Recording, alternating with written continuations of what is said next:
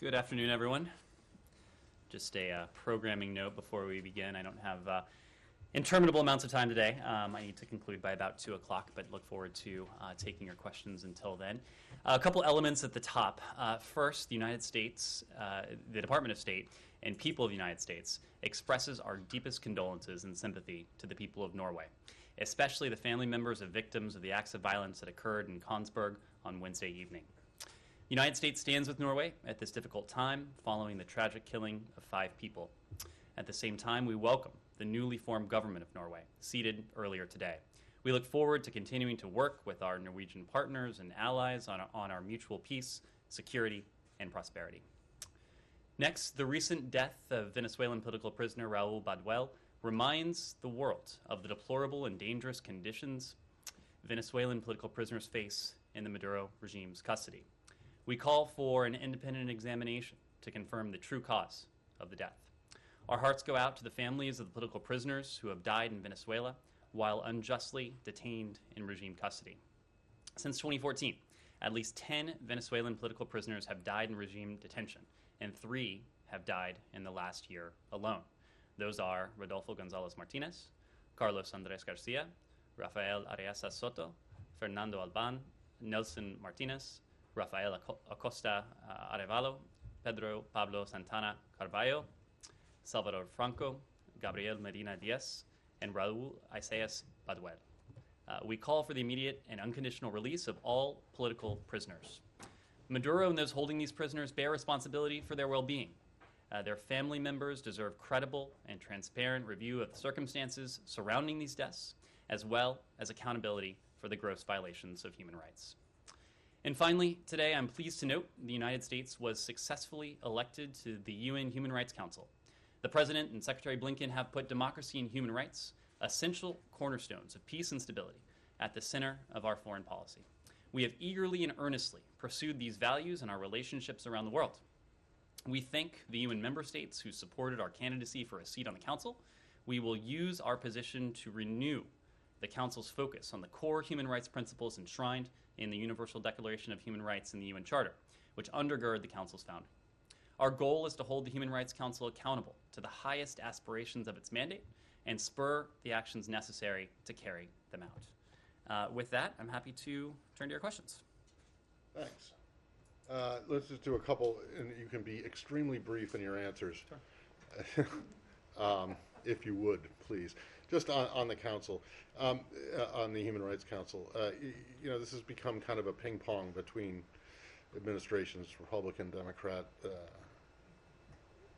and I'm just wondering, the previous administration's position was they would leave if there were no reforms, and then made a bunch of demands on reforms, none of which were undertaken, and so it left.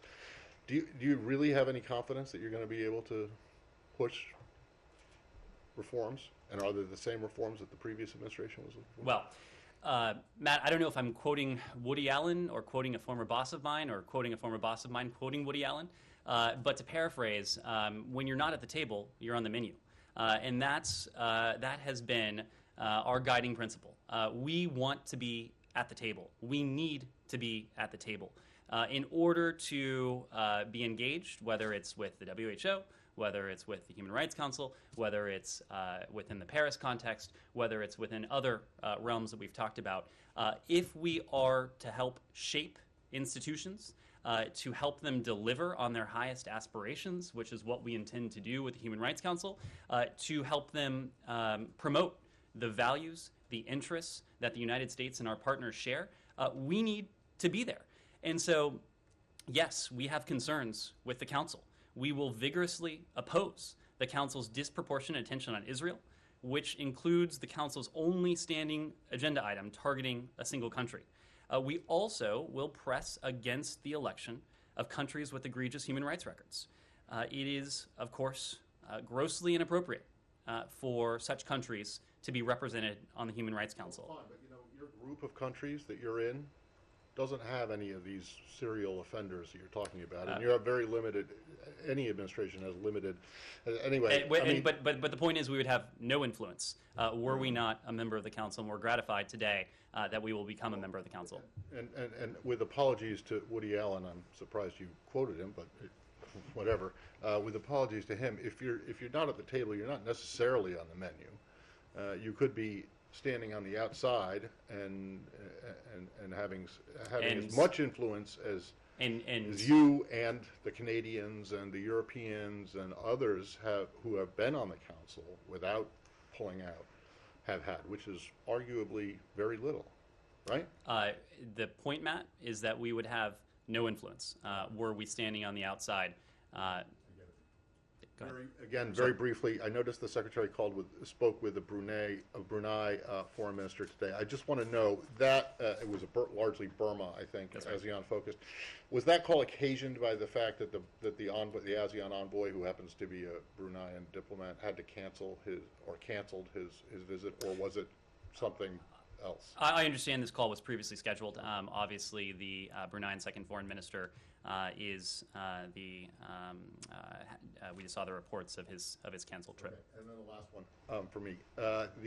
Yesterday, the secretary was asked specifically about in discussions with the Israeli foreign minister whether the idea of reopening the consulate in Jerusalem was on the table. The secretary's response, I just want to make sure that I'm not making too much out of this, was that, as I said in May, we will be moving forward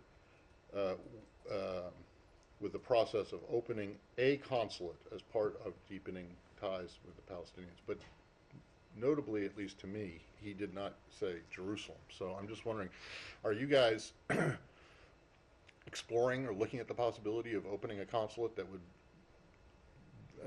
be a liaison with the Palestinians in some place other than Jerusalem? Matt, we have been very clear. The secretary made this clear in May when he spoke to it in Jerusalem. He made it very clear when he spoke to it in Ramallah. We will be moving forward with the process to reopen our consulate in Jerusalem. Okay, that's it. Thank you. Thanks. Sean. Can I go to Lebanon? Sure. The violence that broke out there. First of all, do you have any reaction to it? How concerned are you about stability in Lebanon? And also, this involves Hezbollah. Obviously, the U.S. considers Hezbollah to be a terrorist movement. What's your sense about who bears responsibility for this?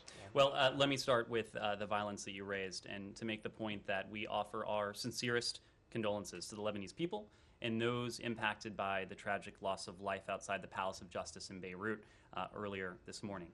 We join Lebanese authorities in their call for calm, their calls for de-escalation of tensions. The health and the future of Lebanon's democracy depends on the ability of its citizens to address the difficult issues with confidence and with confidence in the rule of law, confidence in the rule of law in their country, and through peaceful dialogue with the new government. I would like to reiterate that we oppose intimidation and the threat of violence against any country's judiciary, and we support Lebanon's judicial independence. Judges must be free from violence. They must be free from threats. They must be free from intimidation, including that of Hezbollah. As I've said before, you asked about Hezbollah broadly. We have consistently been clear that Hezbollah's terrorist and illicit activities undermine Lebanon's security. They undermine Lebanon's stability, and they undermine Lebanon's sovereignty. There's no question about that. Is Toria, is Undersecretary Newland there right now? She departed earlier today. Did she have it? So was she there? She departed before this. Her program was not interrupted by today's violence. Did she have any message along these lines in terms of how to go forward in Lebanon to Lebanese political leaders? She obviously had engagements with Lebanese officials, Lebanese authorities. She spoke publicly as well. She made some of these very same points, offering our support to the long-suffering people of Lebanon, offering our condolences today in the aftermath of this violence, and making clear that the Lebanese people deserve a government that is able to meet their aspirations, is able to meet their increasingly dire humanitarian needs as well. Here's one final one. Sure. Hezbollah has blamed the Lebanese forces, the Christian-oriented paramilitary group, for this. Is the United States in a position to judge who was responsible for the violence today? We don't have a judgment to offer publicly at this time, but we'll let you know if that changes. Thanks. Afghanistan, there's been some reporting around flights potentially restarting U.S. flights back to from Kabul back. So I just wondered if you wanted to clear that up, and sort of separately, there's the announcement from Pakistan International Airlines about them suspending flights, calling out the Taliban for heavy-handedness, and I'm wondering if the U.S. is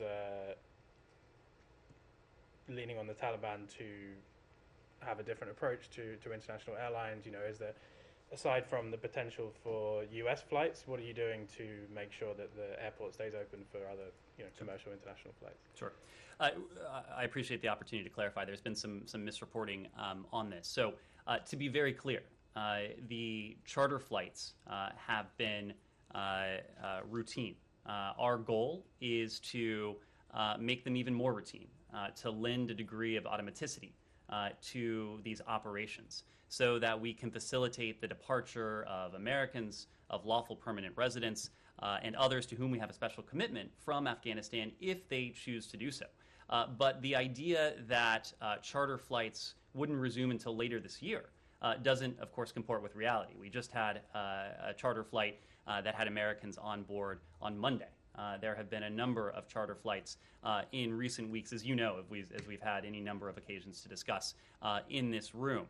And in total, those charter flights have been key to our ability to date to facilitate the departure of 129 U.S. citizens, 115 lawful permanent residents who have departed Afghanistan since August 31st. But our goal is to see to it that working with our partners, that these flights become even more of a regular occurrence, to see to it that the flow of these flights increases. And ultimately, our goal is to see to it that Afghanistan has a functioning commercial airport. We have been able to make good use of charter flights, including working with our Qatari partners in recent weeks. But our broader goal, of course, is to see Kabul International Airport reopen to commercial traffic so that those who wish to depart Afghanistan have additional options to do so. Now, that is the operational component of it. That is the logistical component to it. But there is a political component as well. And the political component is the other element that you referenced, holding the Taliban accountable to their pledge of safe passage, to their pledge that those who wish to leave Afghanistan are able to do so. The departures of the Qatar Airways, charter flights, and others, we see that as a positive step in upholding the Taliban's commitment to free movement and to free passage. But we are not satisfied, and we are continuing to press the Taliban to see to it that U.S. citizens, to see to it that lawful permanent residents, and those Afghans to whom we have a special commitment are able to depart the country if they so choose. As you know, a senior delegation met with senior Taliban officials who traveled in from Kabul in Doha on Saturday and Sunday. Free passage, freedom of movement was key to that agenda. It has been key to every single one of our engagements with the Taliban in recent weeks because it is of paramount importance to us. But it is not only of paramount importance to us. It was also high on the agenda when the U.S., together with our European allies, met with the Taliban on Tuesday, earlier this week, following the U.S. Taliban meeting in Doha. Safe passage, freedom of movement was also a feature of that meeting, just as it has been a feature of every multilateral engagement we have had. Whether that's with the P5 of the UN Security Council, whether that's with the G20, whether that is with the statements that the United States has put together, including one with more than half the world's countries, 114 countries, I believe, at last count, who made clear the expectation that the Taliban allow those to depart who wish to depart. So, sorry, just so you're saying, charter flights, those exist with with support from you guys, sort of logistical support. Is there financial support for those flights? And can you just draw the distinction between that and US government flights? There's no plan for military flights, for example. There is no plan for military flights.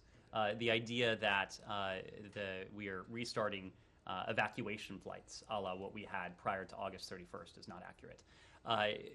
We have worked very closely with several regional partners, including the Qataris, on those charter operations. Pakistan International Airways has also operated charter operations as well. But yes, we have also been in constant touch with Americans in Afghanistan who have expressed an interest in departing. It is that process by which we reach out to them, we determine their status, we determine their intent, we determine what travel documents they may or may not have on them, and we in turn then work with our partners on these charter operations to facilitate their departure if they so choose. Andrea. Thank you, Ned.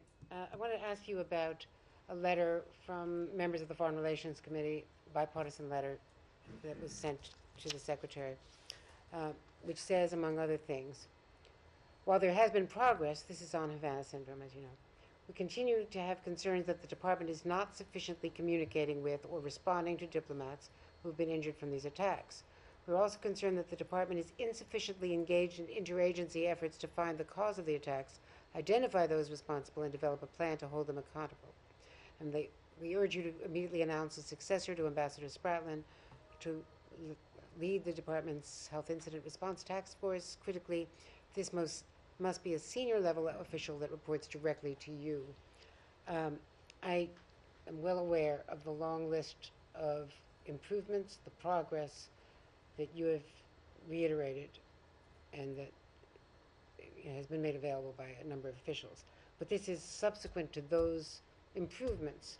This letter is still an expression of concern from, as you know, a bipartisan list. You've got Menendez, Shaheen, Cardin, Chris Coons, Tim Kaine, Cory Booker, Risch, Rubio, Romney, Haggerty, Schatz. So,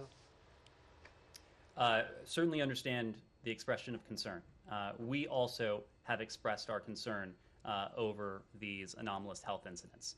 That is precisely why we have made it such a priority to get to the bottom of them, and importantly, to provide care for our employees who have been subject to them.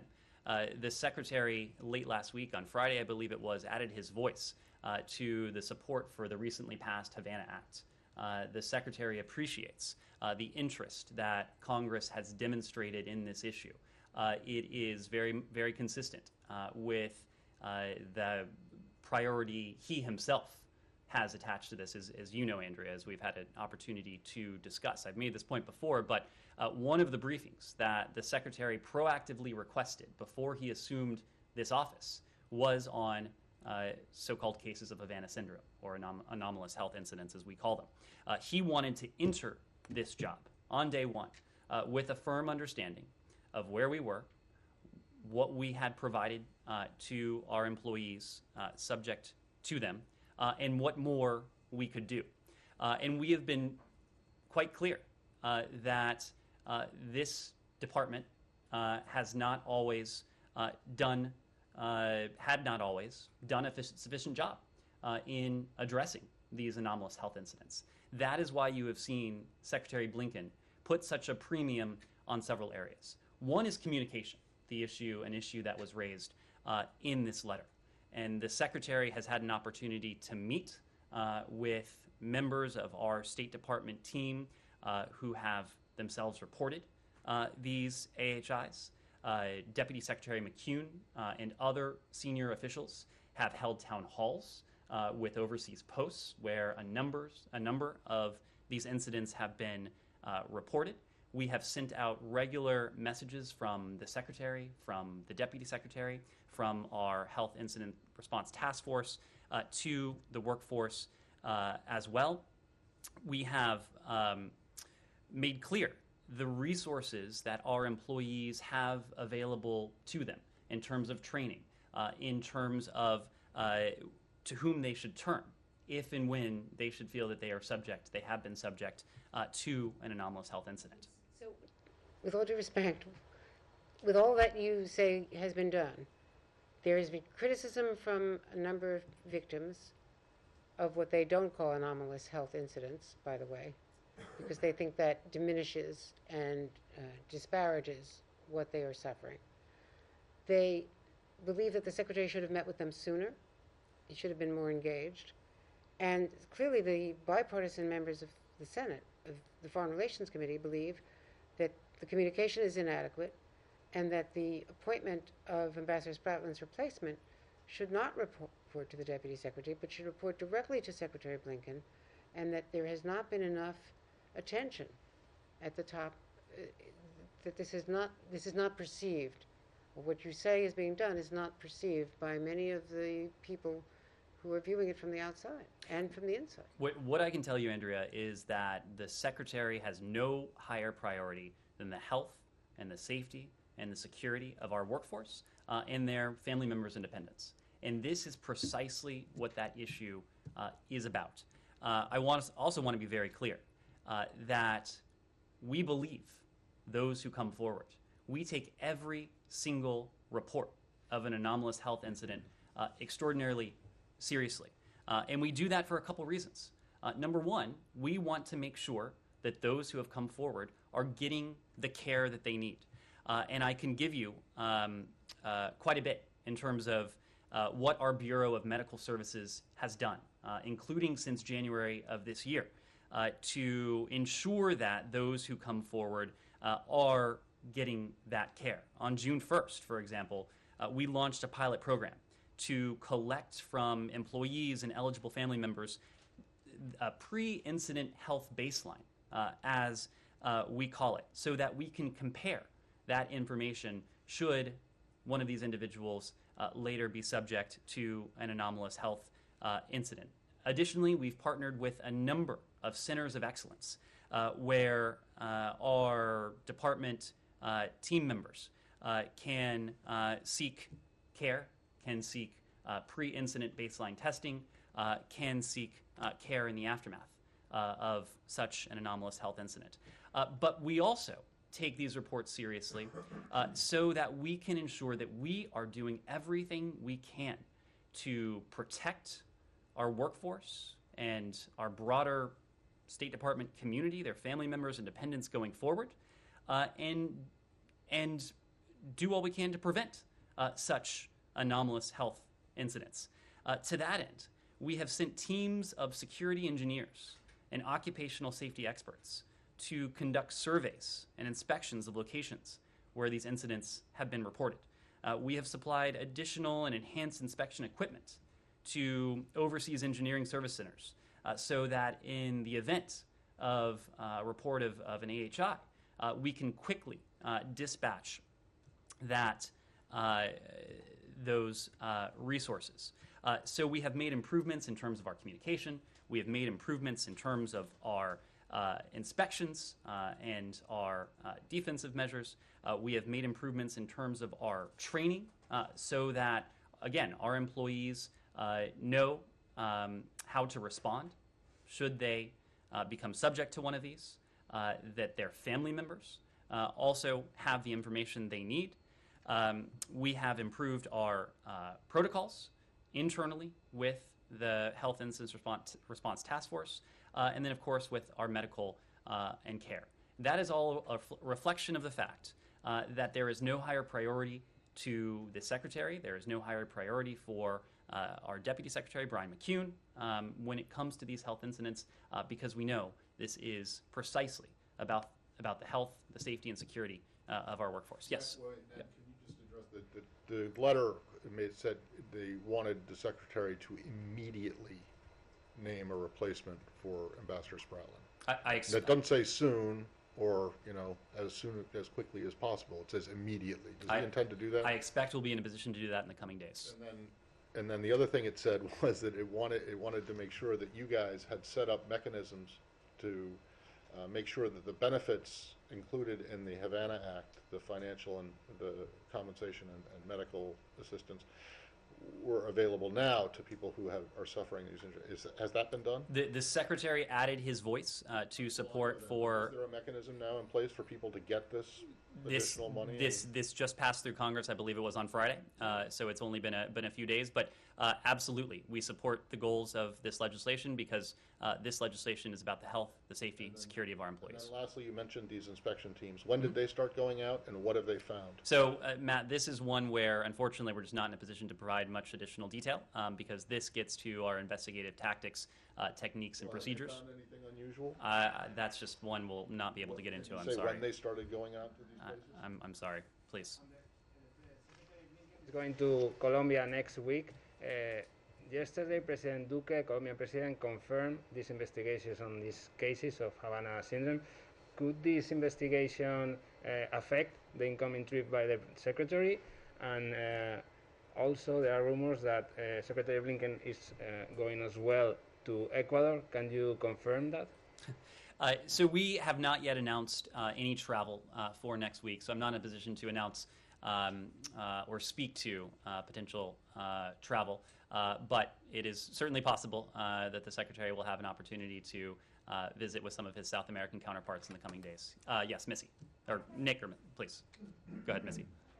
I just want to ask about Guantanamo, and there was another detainee who was cleared for transfer by the PRB, an Afghan national.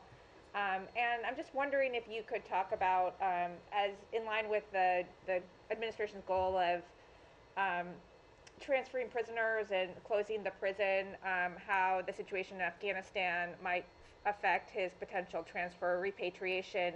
And also if you could just speak to because the State Department, as I understand it, is leading the transfer negotiations, can you talk about this idea of whether or not the State Department will reopen the Guantanamo closure office or appoint another special envoy for closure, somebody to handle these negotiations?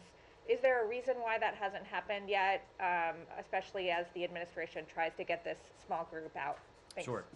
Well, as you know, as we've had an occasion to discuss before, this administration is committed to seeing this detention facility closed. And as part of that, we are dedicated to a deliberate and a thorough process focused on responsibly reducing the detainee population at the detention facility. And so we are very much in the process of working with partners around the world, seeking to identify suitable onward transfer countries and to negotiate these transfer agreements. And as part of that, it includes appropriate security and humane treatment assurances from a host country for detainees whom the Periodic Review Board has determined the law of war detention is no longer necessary to protect against a continuing threat to the United States. So the PRB process determines that a detainee has been deemed eligible for transfer and can recommend countries in which the former detainee may be resettled, but the PRB doesn't itself determine where former detainees will actually be settled. That is the sort of diplomacy and talks that we have been engaged in. In terms of staffing here at the department, as you know, our CT Bureau has been playing the lead role in representing the department and our equities in the interagency process that is seeking to responsibly reduce the detainee population at the Guantanamo Bay Detention Facility. And Acting Coordinator Godfrey has been very engaged with countries around the world in seeking to find suitable onward transfer destinations for former detainees. So that process continues. Just to clarify, on this one particular detainee, the Afghan national, is it possible that he could be sent back to Afghanistan given the situation there now? And has he been discussed in any of the interactions that the administration has had with Taliban officials in the recent weeks? We typically do not preview where detainees will be transferred until and unless such a transfer takes place. So I wouldn't want to get ahead of those discussions. Nick, I'll come back to you. Yeah, thank you very much.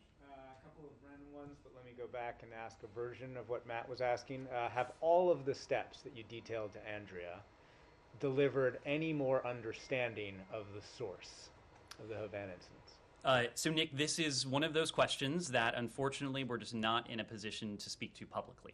We are doing everything we can as part of an NSC-led interagency process to determine the cause of these incidents. We are doing that through any number of means and tactics, but we're just not in a position to speak to that. The U.S. has been calling for OPEC Plus, moving to oil, to increase production. Today in Moscow, there's a big event with the oil ministers. They made it clear that they are not going to increase production. Does the U.S. believe Saudi Arabia is blocking the request to increase production? Well, we are concerned, and we are monitoring the situation very closely. And as part of that, we are actively engaged with our European allies and partners during this critical time to ensure the security of energy supply. We also know that the high energy prices that we're seeing right now really reinforce the need to advance the energy transition while continuing to safeguard against energy crises and price shocks going forward. When it comes to OPEC, of course, we're not a member of the organization, but we are routinely and these days constantly engaged in diplomacy with OPEC member states, having these discussions in private, expressing our concern with current energy prices. It's an absolute priority for us. And therefore, are you concerned by OPEC Plus's rejection of your request to increase production? We are engaged in diplomacy with member states of OPEC. And last one about Afghanistan. Sure. I know you've been asked about this, but I want to talk about the billions frozen in the U.S. Jan Egeland, Norwegian Refugee Council, has been working on these issues for a long time. Put it to me this way last night. Why is the U.S. sitting on the fence when it comes to unfreezing billions of dollars? So I will ask you, do you believe the U.S. is sitting on the fence when it comes to unfreezing billions of dollars that humanitarians say are for the Afghan people and can be delivered in a way that wouldn't benefit the Taliban? Let me answer this question this way. We are absolutely not sitting on the fence when it comes to our humanitarian commitment to the Afghan people. We have demonstrated that time and again, including with significant humanitarian pledges. Nearly $64 million just a few weeks ago for the Afghan people. $330 million in this fiscal year alone for the Afghan people. That has benefited Afghanistan's women and girls. It has provided health opportunities for the Afghan people. It has provided food, nutrition, the basic life-saving services that far too many of the Afghan people need today. And we will continue to be a humanitarian leader when it comes to supporting the people of Afghanistan. Now, it is true that the Taliban does not have access to the reserves that are held in the United States. And we have been very clear on that as well. Where we are, you might say, sitting on the fence, is because we want to see and to judge any future Afghan government by its conduct. And we have been very clear about the conduct that matters immensely to us. It is holding the Taliban accountable to their commitments to safe passage and freedom of movement, to their counterterrorism commitments, to respecting the fundamental human rights of all of the people of Afghanistan, including women and girls, and it's allowing humanitarian access to go back to where we started.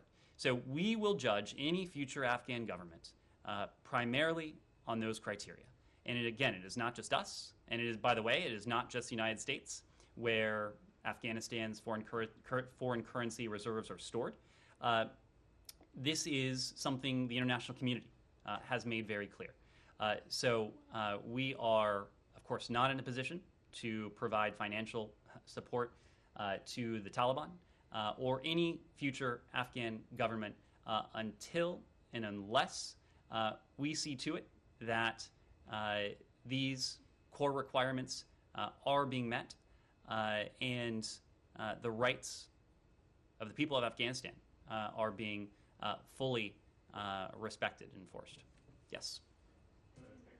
I'd like to ask you a question about Syria. As you know, there have been several attacks by the YPG against Turkish forces inside Syria, which resulted in casualties, and the Turkish president came out and said that it was the final straw, and with or without support, Turkey is going to eliminate those elements. And you guys also came out and said that the State Department condemned those attacks against Turkish forces. So I'd like to ask you whether it means actually that the United States is supporting Turkey in its cause in the face of these attacks in Syria. If we are supporting, repeat the last part of that question. I'd like to ask you whether the United States is now supporting, obviously considering the statement that you guys condemned those attacks against Turkish forces, does it mean that the United States is supporting Turkey's cause in the face of these attacks? Well, we've been very clear that we condemn the cross-border attacks against our NATO ally Turkey. We have expressed our condolences to the families of the loved ones who were killed in these attacks, and we've underscored the importance of maintaining the ceasefire, lines of ceasefire, and halting these cross-border attacks. We've been eminently clear about all of that. We've also been clear that it is crucial that all sides maintain and respect ceasefire zones to enhance stability in Syria and work towards a political solution to the conflict. When it comes to Turkey, Turkey, of course, is an important NATO ally. We have shared interests in any number of areas. That includes countering terrorism, ending the conflict in Syria, and deterring malign influence in the region. And so we do share an interest when it comes to Syria, and namely to ending the conflict in Syria. And we'll continue to consult with our ally Ankara on Syria policy, together with Syria's other neighbors, as we seek areas for cooperation, as we seek to bring about an end and a diminution to that violence. Quick follow-up with that, please. So with where we're standing right now, with the Turkish president saying that an operation, a cross-border military operation might be imminent, what's the U.S. position on that? Again, we have condemned the attacks. We have emphasized the importance of all sides respecting and maintaining ceasefire zones in order to enhance stability in Syria. Yes. Nicaragua. Does the U.S. have anything on Nicaragua's presidential election on November 7th, and would the U.S. recognize the result? And separately, if I may stay on the same hemisphere, on Venezuela, does the U.S. agree with the EU's decision to send electoral observers to Venezuela's November 21st regional elections? Thank you. Thank you, Nike. So when it comes to the elections in November of this year in Nicaragua, look, the simple fact of the matter is that President Ortega and Vice President Murillo, their decision on August 6th to ban the last genuine opposition party from participating in the elections, it underscores their fear of free and fair elections and their desire to remain in power at all costs. This autocratic maneuver followed the detention of 7 presidential candidates and dozens of other opposition figures, human rights activists, business leaders, students, journalists, and NGO workers over the last several months. We view the regime's latest undemocratic and authoritarian actions, which has, again, been driven by a fear of an electoral loss, as the final blow against Nicaragua's prospects for free and fair elections now next month. That electoral process has lost all credibility. It is now a foregone conclusion that Daniel Ortega will ensure that the elections in November are a sham, and that he will proclaim himself victorious in the aftermath of those elections. Yes. Sure. Sorry. Do you know if during Secretary Blinken's meeting with the EU's Joseph Borrell, these elections came up? I don't know if if Nicaragua came up in the meeting today. We'll find out and get back to you on that. Does that mean you weren't in the meeting? I was not in the meeting today. Oh, Yeah. okay. Well, then I have a question that maybe you could take on Okay. about the meeting. Yes, please. I'd like to ask about the DPLK.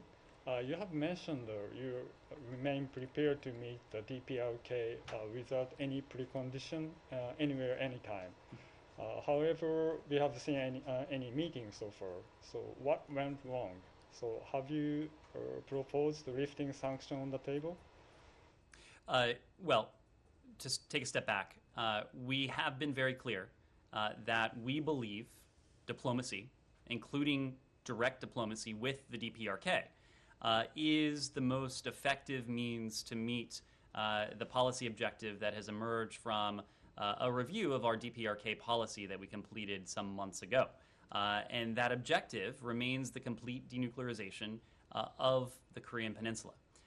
It is a policy that calls for calibrated, practical approach that seeks serious and sustained diplomacy with the DPRK to make tangible progress towards that goal. So we do stand prepared to meet with the DPRK without preconditions. We have made, in fact, specific proposals to the DPRK, and we will await a response. We will await outreach from the DPRK. As we do that, I don't want to give the impression that we are at a standstill. We are engaged in vigorous diplomacy with our allies in the Indo-Pacific, including with the Republic of Korea, including with Japan, including with our other allies and partners in the Indo-Pacific. But the threat of the DPRK's nuclear weapons and ballistic missile programs, these are threats to collective security that we discuss with partners and allies the world over, and we'll continue to do that. I can take a final question or so. Yes, in the back. Yeah, I have a question about the elections in Iraq.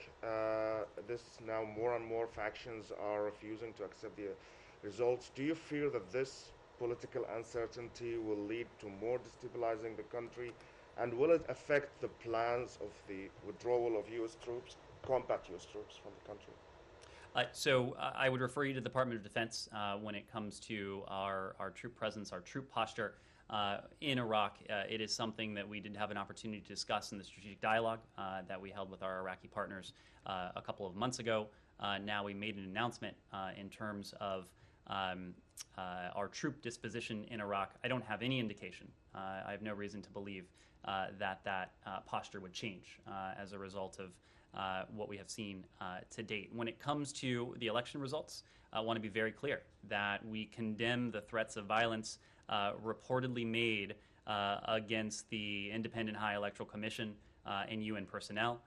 We believe firmly, as do our partners, that any electoral disputes should be resolved through established legal channels. Of course, we haven't seen final results. I think we expect to see final results in the coming days. So we aren't going to prejudge the outcome of the election, but we are confident that we will be able to have a productive and constructive relationship with the future government in Iraq. Thank you all very much. Can I do one more on Sure. Israel? Sure. And it doesn't have to do with the consulate, but it does have to do with settlements.